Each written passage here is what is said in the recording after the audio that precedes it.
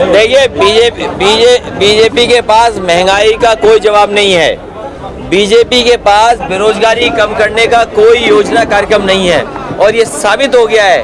3 कानून जब से वापस लिए बीजेपी ने सब फैसले उद्योगपतियों के लिए लिया है।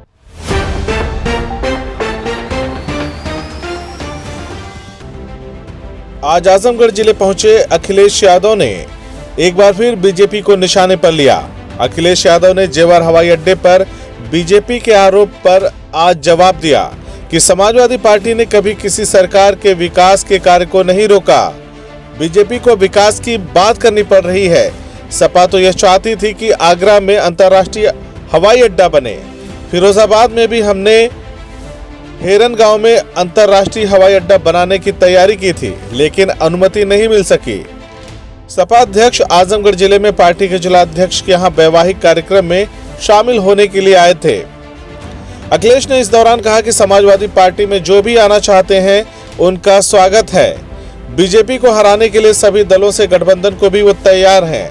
दरअसल अखिलेश यादव मुबारकपुर विधानसभा के विधायक शाह आलम गुड्डू जमाली को लेकर के बयान दे रहे थे। उन्होंने कहा कि अगर वो समाजवादी पार्टी में आना चाहते हैं तो उनका स्वागत है।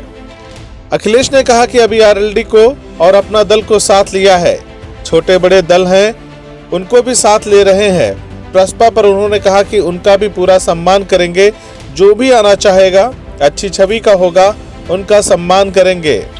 अखिलेश ने कहा कि सबसे बड़ा मुद्दा महंगाई का है, बीजेपी इसका जवाब नहीं देना चाहती। बीजेपी झूठ बोलती है। सवाल युवाओं के रोजी रोजगार का है। बिजली का बिल बढ़ा दिया गया, जब बिल आता है तो लोगों को करंट लगता है। अखिलेश ने कहा कि आज संविधान दिवस है। बाबा भीमराव अंबेडकर ने जो हमें अधिकार दिया था उसको आज तार तार किया जा रहा है। उन्होंने आह्वान किया कि समाजवादी विचारधारा के सभी लोग एक हो जाएं और इस सरकार को हटाने का काम करें। बीजेपी के साथ ना जनता है ना किसान है। किसानों पर सरकार धोखाधड़ी कर रही है। किसान बिल गलत था, इसीलिए उनको वापस लेना पड़ा। तो प्रत्याशियों के चयन पर उन्होंने कहा कि आजमगढ़ में जो भी 10 उम्मीदवार होंगे सभी को आप जिताना। बहुजन समाज पार्टी पर उन्होंने कहा कि सपा दलितों के साथ है, पिछड़ों के साथ है। आज संविधान दिवस है। डॉक्टर भीमराव अंबेडकर को समाजवादी पार्टी याद करती है। ये जो वातावरण बना है, बीजेपी महंगाई का जवाब नहीं देना चाहती।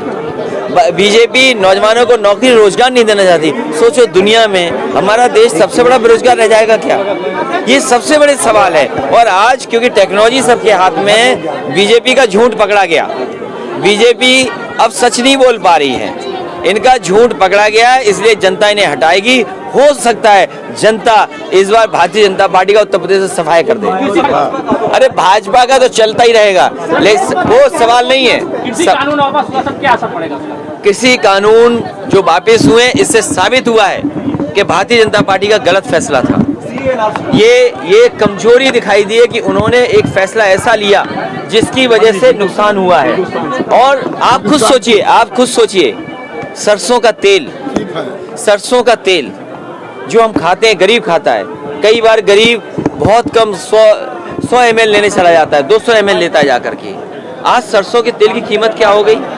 और सरकार जिस तेल को गरीब को खिलाना चाहती है वो किस क्वालिटी का तेल होगा जो खिलाएंगे? वो पता नहीं कहाँ से मंगाया जा रहा है, न जाने कितनी मिलावट का सरसों का तेल होगा। अब वो कह रहे सोयाबीन का तेल है।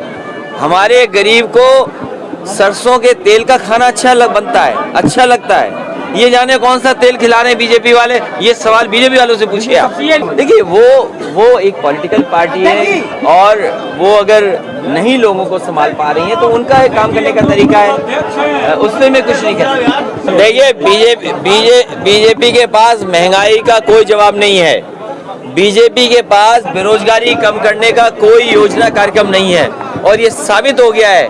3 कानून जब से वापस लिए बीजेपी ने सब फैसले उद्योगपतियों के लिए लिया है। मुझे खुशी है इस बात की कि भारतीय जनता पार्टी अब विकास की बात कर रही है। भारतीय जनता पार्टी को भी विकास की बातें करनी पड़ रही हैं। उत्तर प्रदेश की जनता और उत्तर प्रदेश की जिस समय समाजवादी सरकार थी किसी तरह भी विकास की योजनाओं को समाजवादियों ने नहीं रोका है, बल्कि अगर किसी योजना को केंद्र सरकार ने भी कहा, उस योजना को आगे बढ़ाने का काम किया है। हमारे पत्रकार साथी ने बहुत महत्वपूर्ण सवाल कहा है, मैं कुछ कहूँ, दूसरा दल कुछ और कहे। मैं तो अपने पत्रकार साथी से कहूँगा कि आरटीआई का जो एक्ट है उसके तहत जानकारी हासिल करें और उस समय उन्हें पता लगेगा कि समाजवादी पार्टी न केवल जेवर में बल्कि फिरोजाबाद, जो चूड़ियों के लिए पूरे देश और दुनिया में जाना जाता है, वहाँ भी एयरपोर्ट बनाना चाहते थे कि जहाँ पर एक जगह उद्योग का काम शुरू हो, वेस्टर्न यूपी के लोगों को लाभ मिले, वहीं आगरा जैसी अंतर्राष्ट्रीय शहर, उसको एयरपोर्ट की ज़रूरत थी।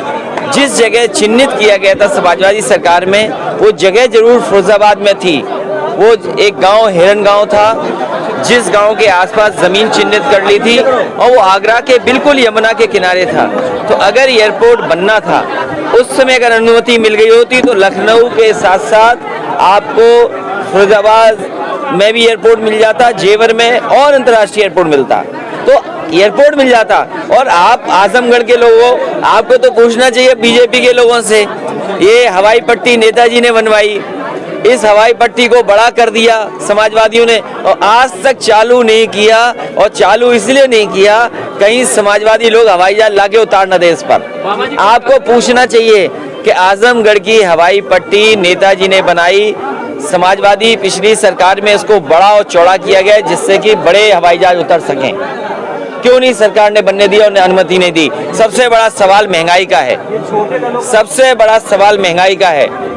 महंगाई कैसे कम हो, डीजल पेट्रोल की कीमतें कैसे कम हो और हमारे नौजवानों को नौकरी और रोजगार के अवसर कैसे मिले, ये सरकार की जिम्मेदारी बनती है। CIB इंडिया न्यूज की सभी खबरों को देखने के लिए लाल रंग की बटन को दबाकर चैनल को सब्सक्राइब जरूर करें, घंटी जरूर दबाएं ताकि हमारी सभी खबरों के नोटिफिकेशंस आप तक पहुंचते रहें।